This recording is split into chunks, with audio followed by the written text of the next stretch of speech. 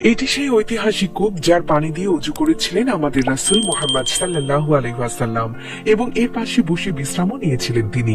Medina শহরের প্রাণকেন্দ্রে কুবা মসজিদের পশ্চিম দিকে এই কূপের অবস্থান, যাকে ডাকা হয় এথিক কূপ।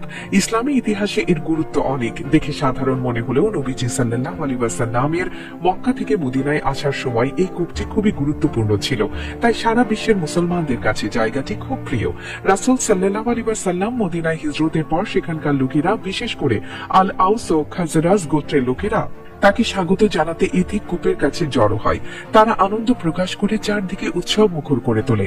এই কূপের কাছে রাসূল সাল্লাল্লাহু আলাইহি ওয়াসাল্লাম ও আবু বকর রাদিয়াল্লাহু তাআলা আনহু একটি বাগানে বিশ্রাম নেন। প্রচন্ড রোদের কারণে আবু বকর রাদিয়াল্লাহু তাআলা আনহু তার চাদর দিয়ে রাসূল সাল্লাল্লাহু আলাইহি ওয়াসাল্লামের জন্য ছায়ার ব্যবস্থা করেন, আর মদিনার লোকেরা এথিক কূপ থেকে তাদের পরিষ্কার পানি এনে দেয়।